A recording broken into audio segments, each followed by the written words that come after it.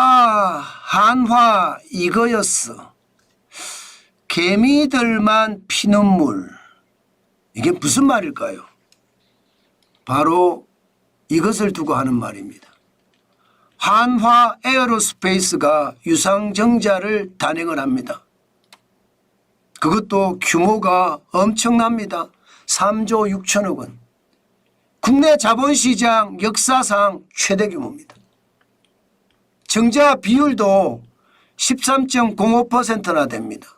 총 발행 총수에서 13.05%가 된다는 뜻입니다. 신주 비중이. 엄청나죠. 돈을 갖다가 엄청나게 받아들인다는 뜻이에요. 사실 하나 에어로스페이스 이게 왜 갑자기 유상증자냐 이런 말이 나올 수밖에 없습니다. 그것도 규모가 3조 6천억 원이 되니까 아이고야 주가가 박살나버렸어요. 지금 하나 에어로스페이스 주가가요 고점 대비하면 고점이 2025년 3월 18일이에요. 76만 4천 원에서 62만 8천 원으로 17.8%가 떨어졌어요. 13만 6천 원이. 야, 고점 대비해 보면 엄청나게 떨어진 거죠. 아마 이렇게 갑작스럽게 주가가 폭락하는 것 아마 잘 찾을 수 없을 겁니다. 그런데 진짜로 많이 떨어진 거죠. 아마도 말입니다. 유상증자를 발표한 그날만 하더라도 13.02%가 빠졌었거든요. 굉장히 많이 빠졌는데 지금 고점 대비해 보니까 17.8%나 빠졌습니다. 이것은 여러분 그만큼 발행 총수가 늘어나기 때문에 희석이 된다는 뜻이에요. 희석. 그러면 주가도 발행 총수가 지금 얼마나 늘어나느냐. 현재까지 늘어나는 것은 13.05%가 늘어나니까 굉장히 많이 늘어나죠. 그러면 하나 에어로스페이스는 앞으로 어떻게 될 것인가. 이제 걱정이 많을 거예요. 기본적으로 하나 에어로스페이스가 돈이 없는 게 아니거든요. 돈을 많이 벌고 있습니다. 지금 하나 에어로스페이스를 보면 2022년에 매출이 7조까지 올라갔고요.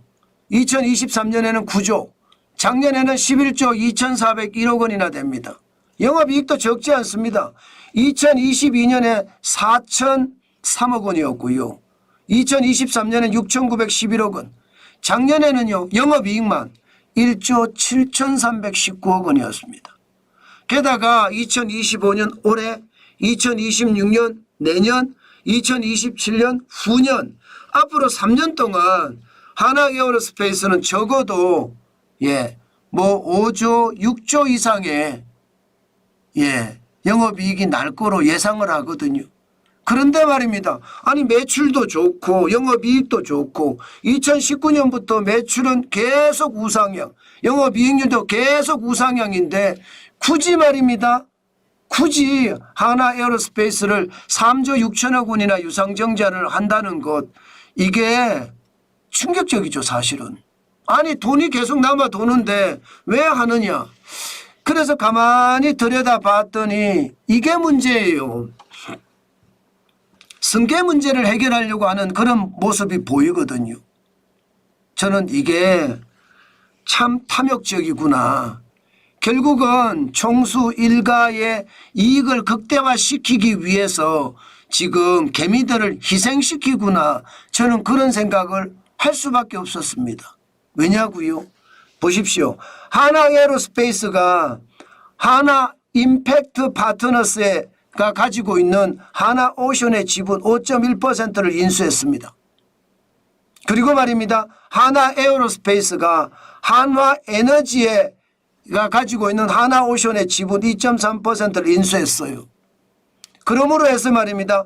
하나 오션에 대한 하나 에어로스페이스의 보유 지분은 34.7%에서 42%로 늘어났습니다. 그러면 지금 하나 에어로스페이스가 사실상 지주회사가 되면서 쉽게 말하면 오너 일가의 어떤 지배력이 더 강화된 거죠. 특히 말입니다. 하나 에어로스페이스는 김동관 부회장, 장남이죠. 장남이 이어가고 있는 모양새거든요. 김성현 회장의 장남 말입니다. 그런데 지배력이 훨씬 강화된 거죠. 그런데 더 놀라운 것은 이게 뭐 하나오션 지분 돈 많이 벌으니까 인수할 수 있습니다.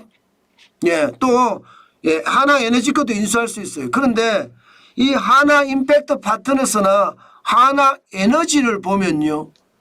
지분 구성이 김성현 회장과 세 아들의 지분이 굉장히 많습니다. 하나 임팩트 파트너스는 김성현 회장과 세 아들의 지분이 52%고요. 또 한화 에너지는 김성현 회장과 세 아들의 지분이 100%입니다. 그러면 인수대금으로 예, 하나 에너지나 한화 임팩트 파트너스로 들어가면 그 돈이 쉽게 말하면 나눌 수 있는 거죠. 김성현 회장이 가질 수 있고 세 아들이 가질 수 있고 그만큼 배당을 하면 그만큼 또 갈 수 있다는 뜻이잖아요. 그러면 이 돈을 가지고 다시 말입니다. 하나 에어로스페이스의 지분을 더 살 수도 있겠죠. 예, 더 살 수도. 그러면서 그 와중에 유상증자를 한 거예요. 3조 6천억 원을. 돈을 썼잖아요. 1조 3천억 원을 썼잖아요. 하나 에어로스페이스가. 그러니까 유상증자를 통해서 쓴 만큼 쓴 거 이상이죠. 쓴 거에 거의 3배 가까이 되는 만큼을 유상증자를 한다는 거예요. 참 이것을 보니까 결국 말입니다. 그런 생각이 들어요. 우리나라에는 재벌 특혜니 대기업 특혜니 이런 거 진짜 민주당이 계속 들고 나와서 이야기하잖아요. 근데 그게 국민들한테 먹히거든요. 그 먹히는 이유가 이렇게 말입니다. 총수 일가가 지배력을 강화한다든가 지배권을 확대하기 위해서 개미들을 희생시킨다는 사실입니다. 이게 한두 번이 아니거든요. 한두 번이. 하나만 이랬던 것도 아니고요. LG도 LG화학에서 LG에너지솔루션을 분할하면서 그런 문제를 또 만들어냈었거든요. 지금 하나 총수 일가도 지금 그런 분위기예요. 결국 하나 에어로스페이스가 벌어들인 돈으로 뭐 총수 일가들이 현금 잔치만 한다 이런 생각이 들고 거기에 부족분을 유상증자를 통해서 가지고 온다 이렇게 이야기하거든요.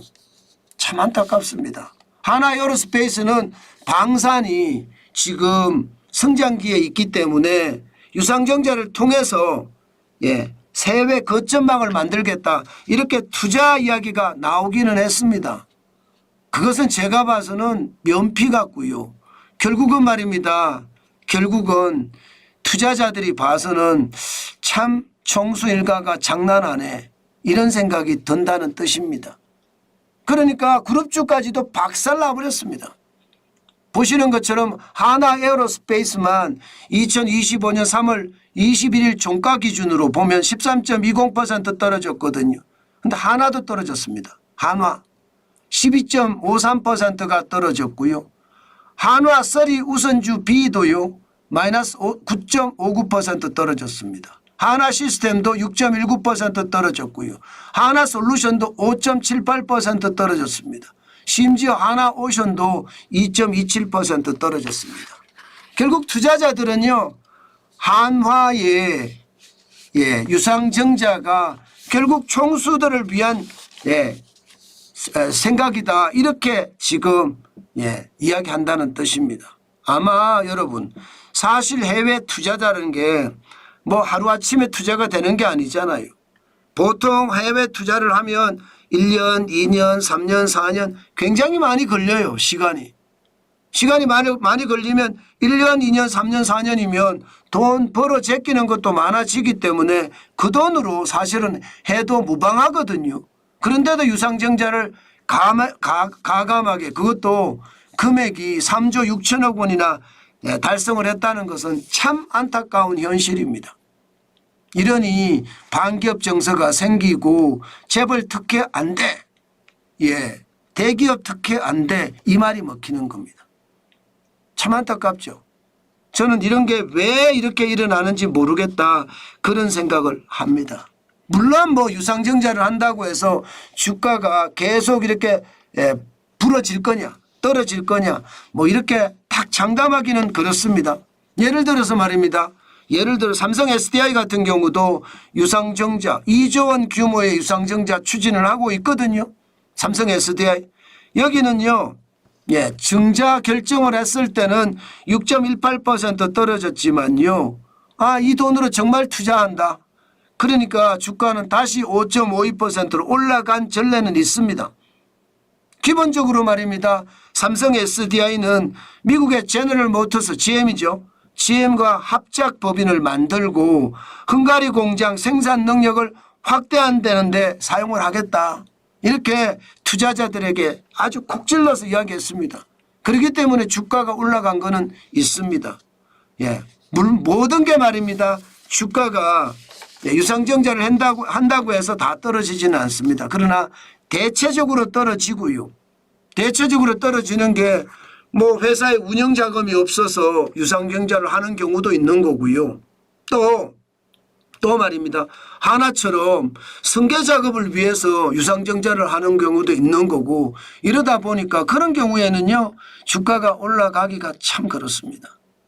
저는 여러분 대한민국은 기업이 자산이에요. 그 기업이 말입니다. 자유민주주의와 시장경제에 맞게끔 기업이 운영돼야 됩니다. 그렇지 않고요. 총수 일가의 탐욕이나 경영권 승계를 위한 조작이나 이런 게 일어난다면요. 자유민주주의와 시장경제가 무너질 수도 있습니다. 하나그룹을 엄청난 유상증자를 하는 것을 보면 안타깝다. 저들이 반기업 정서를 스스로 만들어내고 재벌 특혜니 대기업 특혜라는 말이 많은 사람들에게 스며들어가게 만든다. 저는 그렇게 생각합니다. 참 안타깝죠. 이런 일이 이렇게 발생되면 안 되는데 아니 자유민주주의와 시장경제이기 때문에 이게 시장경제가 유지하는 것은요. 탐욕이 시장경제를 유지하는 거 어느 정도는 있다고 생각을 합니다. 그러나 그 탐욕은 건전한 사회를 위한 탐욕이어야 되는데 이게 총수 일가나 혹은 경영권 승계를 위한 탐욕이 시장을 강타한다는 것은요. 저는 시장 질서가 무너지는 일이라고 생각합니다. 결국 이 시장 질서가 무너지면 그만큼 상황이 좋지 않습니다. 물론 말입니다. 물론 지금 이 탐욕이 절제돼서 실제로 말입니다. 실제로 절제돼서 사용이 된다면 다행일 수 있습니다. 진짜로 진짜 다행일 수도 있습니다. 지금 현재 말입니다. 하나 같은 경우는요. 지금 유동성이 얼마냐 이렇게 말을 했을 때 특히 하나 에어로스페이스는 22조 8,678억 원이 된다 이렇게 이야기하거든요. 전년 대비하면 148%나 증가했다 이런 얘기도 있습니다. 여기에다 3조 6천억 원을 더 플러스해서 글로벌 경영을 해나간다면 뭔가 좋은 점이 일어날 수도 있겠죠. 그러나 긍정적인 효과보다는 부정적인 효과가 더 많지 않을까 저는 그렇게 시장을 보고 있습니다. 물론 말입니다. 월요일에 가면 또 시장은 다 달라질 수 있습니다. 다 달라질 수 있습니다. 저는 여러분 하나가 이렇게까지 해버리니까 시장에서는요. 상법 개정안이 오히려 탄력을 받고 있습니다. 이게 여러분 탐욕 때문에 상법 개정안까지 통과가 되면요. 아마 정부가 거부권을 행사를 안 한다 이러면 제가 봐서는 최악의 시나리오를 쓸 수도 있습니다. 여러분 기업이라는 게 기업 스스로 기업의 목을 조이고 있습니다. 제가 봐서는 그렇습니다. 안 그래도 대한민국에게는 여러분도 알다시피 한국의 반기업 정서는 굉장히 강합니다. 좌파들이 활동을 하면서요. 부자, 재벌은 나쁜 놈 이렇게 만들어 놨단 말입니다. 그런데 여기에다가 기름을 부을 수 있게끔 한화가 했다는 뜻이에요. 하나 에어로스페이스의 유상증자가 3조 6천억 원이라는 숫자는요. 결국 말입니다. 어느 일가의 탐욕에서 출발했다는 게 문제고요. 또 경영권 승계를 위한 탐욕이 실제 유상증자에 반영이 됐다. 그것이 말입니다. 오히려 더 자유민주주의와 시장경제 틀을 깨는 것은 아닌가. 저는 그런 생각을 해본다는 뜻입니다. 참 안타깝죠. 저도 진짜 안타깝다고 생각합니다. 늘 말입니다. 시장은 탐욕보다는 이게 함께하는 게 참 좋은데 이게 탐욕이 앞서다 보면 이런 문제가 생길 수 있거든요. 너무 안타까운 일, 현실이 돼버렸네요. 저는 그게 말입니다. 시장에 엄청난 저는 충격을 줄 수도 있다고 보거든요. 아마 앞으로 대한민국에서요. 이런 일들이 자꾸 발생하잖아요. 안 그래도 빌미가 없어서 빌미를 줘서는 안 되는데 빌미를 자꾸 준다는 게 좌파들이 준동하는 빌미 말입니다. 아마 그게 현실이 되지 않을까. 아유 안타깝습니다.